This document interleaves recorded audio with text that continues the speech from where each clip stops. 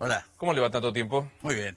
Bueno, ¿me cuenta ¿Qué? lo más didácticamente posible a qué se accedió en este convenio con Rusia?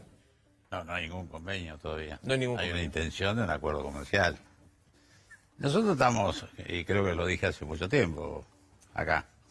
Nosotros estamos negociando con todos los que parecería que vienen en la punta de esta carrera internacional por llegar a la vacuna. Y lo que le hemos pedido desde el principio a todos, primero transferencia de tecnología. Con uno la conseguimos, que con AstraZeneca. Después le pedimos cuándo. La segunda pregunta es cuántas. Y la tercera es a qué precio. Claramente la diferencia que sucedió ahora en la aparición de Rusia es que el cuándo lo cambió totalmente con respecto a las otras propuestas. No es que las otras estuvieran muy lejos. Nosotros tenemos propuestas también para diciembre, pero no en el volumen que dice Rusia tener posible en diciembre. Hago un punto y seguido ahí. No solo están estas 12 millones y medio de dosis de Rusia, ¿está bien esa cifra? ¿Es correcta? Está bien. Sino que hay otras vacunas que podrían proveerse para diciembre. Sí, pero en un número mucho menor. Todavía no tenemos firmado el contrato, por ahí lo firmamos esta semana, pero Pfizer tenemos la posibilidad de tener 1 millón de dosis en diciembre. Y después en enero y febrero también una cantidad importante. ¿Y de AstraZeneca? AstraZeneca dice mediados de marzo, pero 22.400.000. O sea, Claro, de ahí en superaría. más, en varios meses, no en todo en marzo. Pero claro, es todo un paquete que estamos haciendo entre distintos proveedores, entre distintos momentos en que viene esa provisión, y ahora entramos en la tercera fase, que es además de cerrar los contratos con estos proveedores, que todavía no hay ninguno cerrado. Esta semana posiblemente cerremos con AstraZeneca y con Pfizer, casi seguro, además, pues estamos esperando la promulgación de la ley de la semana pasada. Pero bueno, entonces lo que dijimos el primer día, nosotros vamos a buscar en cualquier lugar del mundo que nosotros tengamos la vacuna en el mismo momento que la tiene el norte, porque yo el miedo que tuve, y creo que lo dije acá también, es que el norte en realidad por poder, por las cosas que sabemos del norte, tuviera toda la vacuna. Mucho más ahora que hay una vuelta y una segunda ola de la pandemia en todo el norte del mundo, con lo cual naturalmente va a haber seguramente mucha demanda de vacunas. Sí. La hipótesis teórica es cuántas dosis de vacunas son necesarias para toda la población, para los 40 y pico millones de habitantes. No se sabe, Luis, pero nosotros estamos pensando, por decisión del presidente, en vacunar como mínimo a 2/3 de la población. Lo que pasa es que no se sabe, por ejemplo, si va a ser autorizada, porque todavía no están ni siquiera haciéndose experimentos con menos de 18 años. Entonces, en realidad, ya el grupo que queda es mucho menor.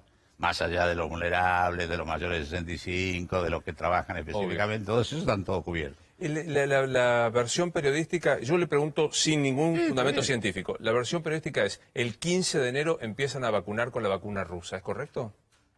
No lo sé. Primero porque tiene que estar cumpliendo las normas que tiene que cumplir cualquier procedimiento que uno introduce masivamente en una sociedad. Y eso, claramente, están todos en fase 3, todos bien adelantados, todos son auspiciosos. Todos tienen una cosa que es importante, que es la fase 1 y 2, que es seguridad. Lo que pasa es que la fase 3 es efectividad. Es decir, es ver si realmente es útil previniendo, y eso todavía es lo que demuestra la fase 3. Esa fase 3 suele ser larga. Es probable que suceda una cuestión que hasta ahora no ha sucedido, que no la ha conseguido Trump, que necesitaba que se consiguiera para esta elección estadounidense y que no consiguió, que se permitiera aún antes de terminar la fase 3. Obviamente el interés del presidente de Estados Unidos tenía que ver con la elección de mañana, ¿no? Mañana. Pero, ¿se acuerda que había dicho que iba a empezar a vacunar el primero? Sí. Bueno, ¿qué quiero decir? Hay un procedimiento mundial, del cual nuestra agencia regulatoria es el ANMAT, que es muy sólido y muy consistente y lo hacen todos los países. ¿Cómo es el trámite? O sea, ahora estamos en la fase 3. Está Rusia en la fase 3. Tiene que ser aprobada... No, todos están en la fase 3. Todos. 8 o 10. Pero digo, ¿qué tiene que ser aprobado? ¿Por la OMS y después por ANMAT? No. Tiene que ser aprobado por ANMAT. Pero ANMAT mira lo que otras agencias regulatorias tienen, porque para usted aprobar tiene que presentar los comprobantes. ¿Qué son los comprobantes de fase 3? Todos los estudios que hizo con población, con placebo, cómo le dieron, secuencialmente cómo fue. Lo que puede pasar, pero no ha pasado hasta ahora, es que dada la magnitud de la pandemia, si antes de terminar la fase 3, con un grupo de los que están haciendo la fase 3 se abra, pues es un estudio ciego, se abre recién al final.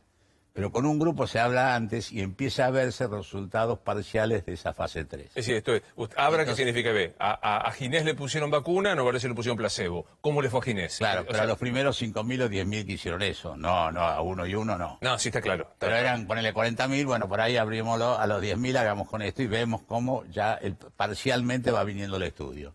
Si eso sucediera, que yo creo que puede suceder y no solo para la rusa, creo que puede suceder para varias, entonces ya tendríamos otro esquema de información como para decidir. Y siempre como pasa en esto, uno decide entre el riesgo potencial Obvio. y evidentemente lo que puede evitar.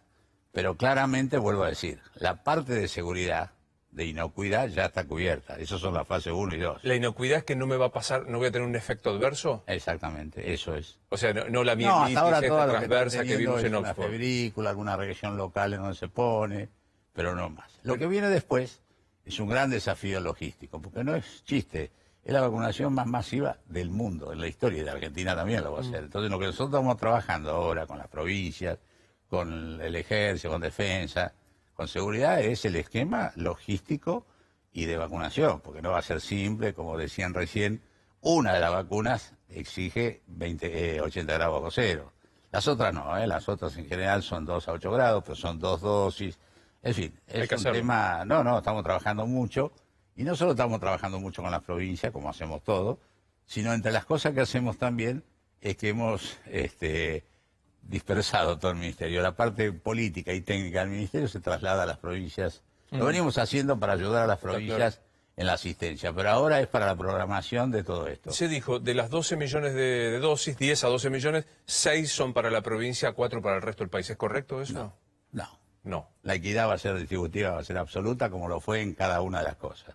Sé que por ahí dijeron a alguien, puede ser que ese sea el número de la provincia de Buenos Aires, pero de ninguna manera va a haber ninguna prioridad sobre nadie. La vacuna, como viene, como hemos hecho con los respiradores, con los insumos, con toda la cosa, es una distribución equitativa y una asignación absolutamente equitativa entre todas las provincias. Curiosidad y anécdota. Recién Rosario decía, el presidente tiene a su disposición vacuna. ¿Usted también tiene? No. No.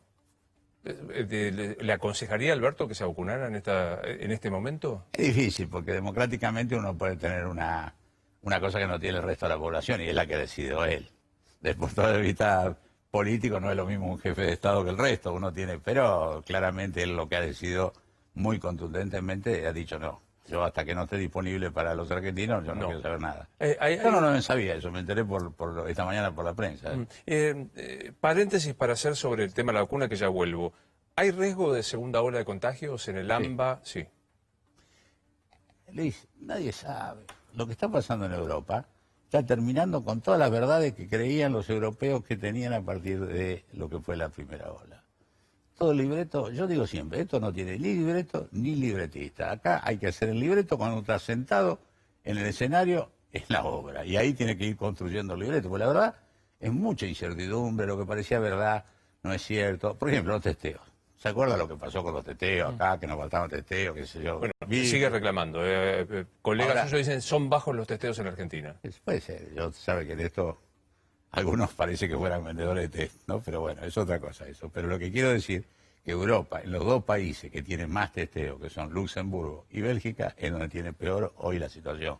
Entonces, no hay una relación entre lo que uno testea y lo que pase después. Es decir, en verdad, y lo mismo pasa, por ejemplo, cuando se decía los países según el grado de pobreza. Hoy, la idea, puede ser que la pobreza tenga más consecuencias del COVID, pero que ataca a pobreza y riqueza por igual. Eso se da en varias ciudades que se ha estudiado. A ver, ¿qué otra cosa? A ver, cantidad de habitantes por habitación, que lo tienen los europeos. Entonces decían los países que tienen menos capacidad de vivienda o más gente viviendo por habitación, también peor. No, al revés. Muchos de los países de lo que era la vieja Europa del Este, que tienen menos comodidades, están teniendo menos problemas que los países... Por ejemplo, se pone como ejemplo Japón. Te estoy contando una tras de otra, sí, ¿no? Japón, Corea, Nueva Zelanda y ahora Eslovaquia, que va a ir por todos a testear. Funcionó mejor. Digamos, en la Argentina, curiosidad, ¿qué fue de los testeos rápidos del CONICET que se iban a poner a disposición? No, se pusieron. ¿Está? Sí, claro. A ver, hay un test que es el clásico, la que se llama la PCR. Nosotros compramos PCR el 23 de enero. Ese test es el que da el diagnóstico contundente. Luego de eso, ese test tiene dificultades. ¿Por qué? Porque es medio engorroso, es decir, necesita un laboratorio especial, un laboratorio que tenga una serie de características, un laboratorio que tenga mucha seguridad, porque es virus, un laboratorio que tenga un aparato, un termodifusor muy fuerte y caro, que había uno solo en la Argentina cuando esto empezó, que era el Malbrán. Nosotros rápidamente llevamos a 178 laboratorios que pudieran hacerlo. Pero es una cosa que hay que tomar la muestra, llevarla a un laboratorio central, procesarla, que demora 8 o 10 horas, y después volverla al lugar, con lo cual un día después o 2 días después llegar al diagnóstico, con lo cual a veces es tardío para aislamiento y toda la cosa que había que hacer. Aparecieron estos dos muy buenos test nacionales que reducían ese tiempo, que se llamaron test rápidos. Pero después apareció un tercer test que tiene características distintas, que es el test de anticuerpos. ¿Cuáles son las características? No necesita ir a un laboratorio. En tiempo real, en el lugar donde usted está haciendo el rastreo, por ejemplo en un barrio o en atención primaria, usted hace ese test y en 20 minutos le da el resultado. Con lo cual, inmediatamente, si da positivo, aísla, hace el control de foco, la familia, los contactos, es decir, le da una capacidad operativa distinta. Todos son sinérgicos, todos se usan. Pero como pasa siempre en la evolución, yo por ejemplo ahora estoy mirando todas las evoluciones que hay y todas las innovaciones. Ahora en Israel están estudiando un test que sería en 1 minuto y que, por ejemplo, para los aeropuertos, lugares así, entras. Entonces, quiero decir, el ritmo innovativo, porque está toda la ciencia detrás de esto, además un mega negocio, es brutal en lo que está pasando. Pero nosotros estudiamos todos los test y usamos todos. ¿Hay riesgo de rebrote, de segunda ola? ¿Se puede pensar cuándo puede pasar esto en la Argentina? Es una adivinanza. Ahora está bajando y estamos todos luchando para que una vez que baje y con la vacuna, por eso nos volvemos locos con que cuando venga antes mejor. Lo que queremos evitar es que esto suceda, porque, vuelvo a decir, esto no sucedió en Asia, o un poquito sucedió, pero nadie también sabe por qué. Porque uno dice, bueno, China, su sistema muy rígido, bueno, pero ¿y Japón? Japón... Total, hay una absoluta libertad. Digo, no. si vuelve todo esto... Ahora están hablando de temas étnicos en esos lugares, yo no lo sé. ¿Te has escuchado infecciones viejas que no se diagnosticaron como tales, que generó una inmunidad en esa población oriental, en Oriente? Lo he escuchado... Sí, dicho cualquier teoría, no sé cuál es cierto o no, pero cualquiera. Si hay la chance de un segundo rebrote, hay la chance de volver a la cuarentena dura, de quedarnos encerrados en casa. Es que el aislamiento ha sido siempre la mejor alternativa. Si usted quita un poco de movimiento y de circulación de la persona, quita circulación del virus. Si quita circulación del virus, hay menos enfermos. Si hay menos enfermos, hay menos enfermos graves. Y si hay menos enfermos graves, hay menos muertos. Ahí no hay ninguna cosa. Es terrible decir esto, porque uno en un siglo tan científico tiene que volver a la historia para decir... Dicho, yo sé que esto lo vamos a poder evaluar dentro de 10 años, no ahora. Pero la impresión que tenemos con los datos es que pasamos a ser tapa la revista Time al podio de los infectados y también de los fallecidos. No, estamos mal. Yo no me gusta cómo estamos y lo que más me duele de todo es eso, todos los días. Pero esto no terminó. Yo quiero ver qué pasa ahora, por ejemplo, en Europa. ¿Volvería a proponer la cuarentena dura que tuvimos? Sí, totalmente. Sin ninguna duda. Aún con las consecuencias económicas, con la consecuencia... ¿Cuál es la consecuencia económica? A ver, ¿cuál es el único país que ha crecido un poquito? China. ¿Y por qué? Porque terminó con la pandemia. Los demás no crecen. Mientras haya virus... El nivel de decrecimiento argentino pero el nivel de decrecimiento argentino es impactante. No, ya sé. El peor de la región. Sí, pero hay unos cuantos que le van mal y además no vengamos de donde venimos, Luis. No es la pandemia anterior y esta es la segunda pandemia. Venimos de una situación muy crítica. Pero ¿le parece que hoy estamos con más, con menos, ASPO, DISPO, etcétera, etcétera? Son 8 meses. Sí, somos la cuarentena más larga del mundo. ¿Usted va a Rosario de vez en cuando? No, hace 8 meses que no voy. Ah, no, bueno. Si usted va a Rosario, va a ver Rosario...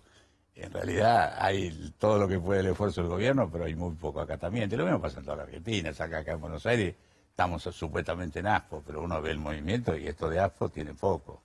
¿Y eso cómo le pega a usted? Bueno. Usted propone el ASPO, el presidente, ¿no? El ASPO, el DISPO, y no le dan bola. Es que a mí no me molesta tanto en el sentido, lo que más molesta es que no se cuiden. Que hagan la fiesta clandestina, que no usen esto. Que hagan como una contracultura de transgredir, eso me parece casi suicida.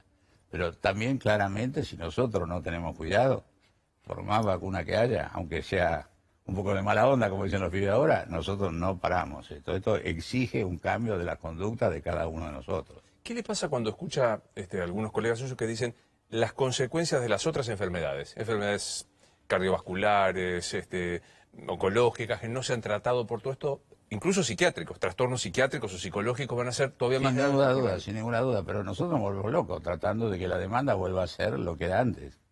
Pero claramente hay una actitud de la población, no es un tema de decisión.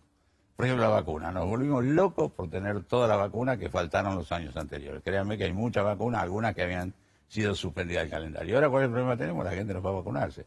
Ahora, hoy, mañana en realidad, empezamos un programa nacional de vacunación para recuperar las vacunas que no se hicieron este año. O sea, hay una actitud de la población por miedo, entendible.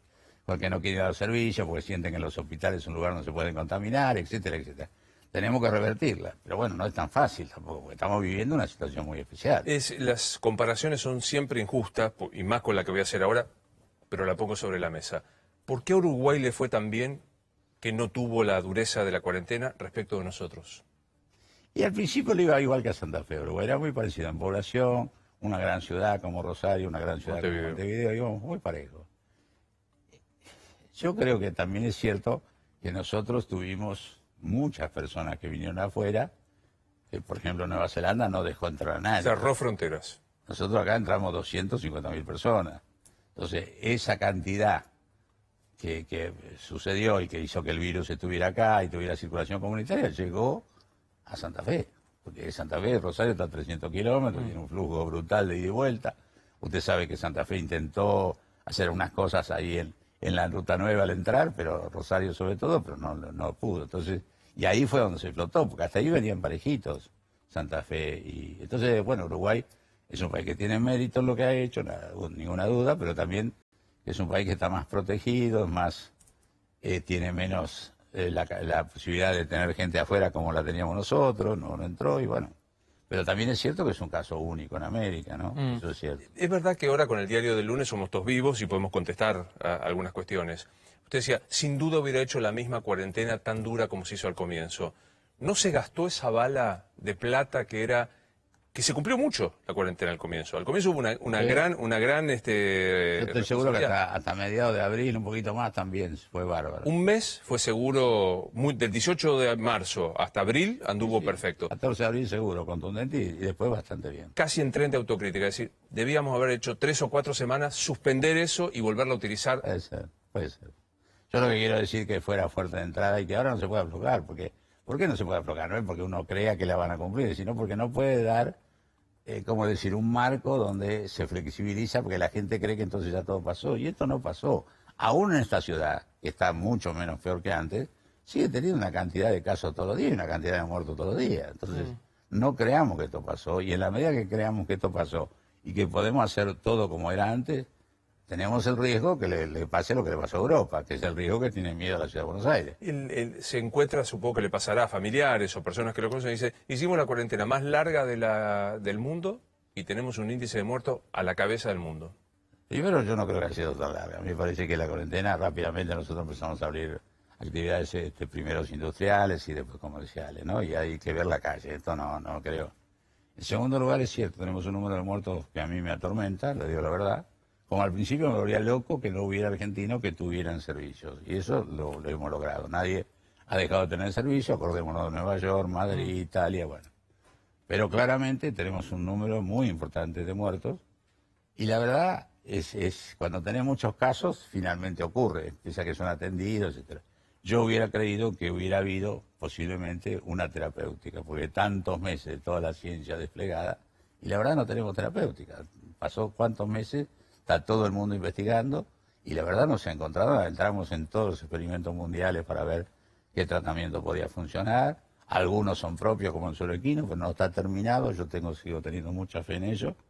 Pero claramente, para mí, mi obsesión es bajar la mortalidad. Y hoy bajar la mortalidad es bajar la casuística. No es un problema. La cantidad de casos. La casuística claro, es la cantidad de casos. El mejor servicio que lo que tiene la Ciudad de Buenos Aires, no hay. Y la mortalidad en la Ciudad de Buenos Aires, o la tasa de letalidad es muy alta. Entonces, quiero decir, no es un problema de cómo se atienden, sino supongo que la vacuna... Son muchos. Reiteremos esto, no es una fecha así fija, el 15 de enero empiezan a vacunar con 12 millones de dosis con la vacuna rusa. No es una fecha que usted puede firmar hoy día. No, claro. Pero va a andar más o menos cerca por ahí. Pero ojalá, no, creo que antes yo en lo que estamos trabajando. Estamos antes. Nosotros estamos... ¿En 2020 podría empezar la vacunación? ¿Qué es 2020? Este año, el Sí, 2020. a fin de año. Nosotros creemos que en diciembre vamos a empezar a vacunar. Estamos trabajando para eso. Con esta prioridad, con el mix, salud, con el mix de no solo la rusa, sino con las otras. Antes de No todas las otras, no todas las otras. Dije la de Pfizer. la de Pfizer. O sea, con Pfizer y con Rusia, antes de fin de año arrancarían por personal de salud, Siempre y seguridad. cuando pasen la prueba que tienen que pasar y que todavía no han pasado. ¿Qué sería? ¿Personal de seguridad? ¿Personal de No, salud? Primero de salud. ¿Salud? El riesgo específico es más alto de salud. Y además es fundamental mantenerlo intacto para que siga atendiendo. Ya está muy golpeado. Claro, obvio. Y con muchos enfermos, ¿no? Es Con curiosidad muchos nada, anecdótica. ¿Es como la de la gripe, que cuando uno se la aplica tiene 15 días hasta que surte efecto? muertos. Por eso, primero son 2 dosis. La primera y la segunda a los 21 o a los 28, según el tipo de vacuna.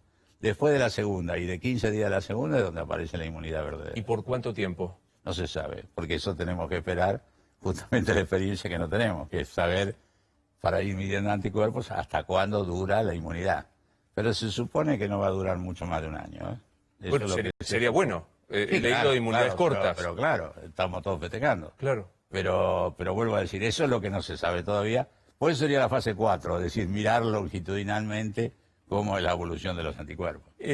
Se vacuna en diciembre, arranca con esto, salud, seguridad y personas de riesgo. Que ahí, ¿quién se entiende por personas de Los riesgo? mayores primero y después todos los que tengan alguna inmunodeficiencia. O sea, Todos los mayores de diabetes, 65 y todos los que tengan alguna patología que lo hace más. diabetes, hipertensión, obesidad. Con ese, supongamos que hay 12 millones entre Rusia y Pfizer. Eso genera, lo voy a decir torpemente, inmunidad de rebaño y baja la circulación y nos Sí. lleva tranquilidad. Una correcta inmunidad, por eso hacemos tantos. No es porque tengan riesgos, por eso quiere el presidente que hagamos por lo menos 2/3 de la población.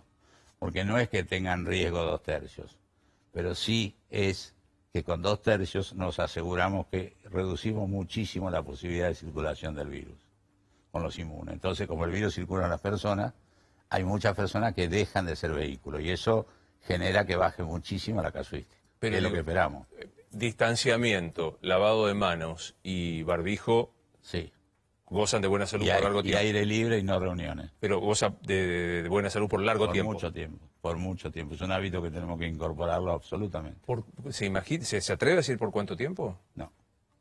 Pero no va a ser corto, no va a ser corto. No quiero ser de mal agüero, pero no va a ser corto. Tenemos que cambiar. No hay otra fórmula más eficaz que cuidarse y que cuidarnos, ¿no? Usted se da cuenta, ¿no? Que yo digo, esta mañana leí, vacuna ya está. En marzo del año que viene salimos, hay boliche, no. No lo sé a eso, porque también depende de cómo nos vaya. Todos queremos que nos vaya bien y creo que con unos buenos protocolos y cuidándonos y respetando se puede hacer muchas cosas. El tema es cómo vamos a medir el riesgo y cuánto vamos a acceder a algunos cuidados que son propios del riesgo, ¿no? Y eso es una incógnita. Todas las sociedades se están revelando hoy. No es tan fácil, Sí, no es claro. que pase acá. Vi los líos que hay en Europa, que Sí, claro. teniendo la ola que tiene Europa, hay una resistencia terrible. Y eso que Europa salió con una fortaleza brutal a cerrar todo. Porque ve que el pico esta vez es peor que la primera vez, cosa que nosotros nunca lo tuvimos, por eso no nos damos cuenta de lo que es un ¿Qué pico. le pasa cuando escucha al gobierno de la ciudad que dice quiero en febrero del año que viene presencialidad de todos en las escuelas? Todos queremos que los pibes vuelvan cuanto antes, pero la situación epidemiológica la que va, no es la voluntad la que va a decir eso, va a ser cómo está la situación epidemiológica. Y esto no lo digo yo, lo dice el ministro de la ciudad, también. Entonces, me parece que obviamente hay un poquito de marketing político en eso, pero bueno.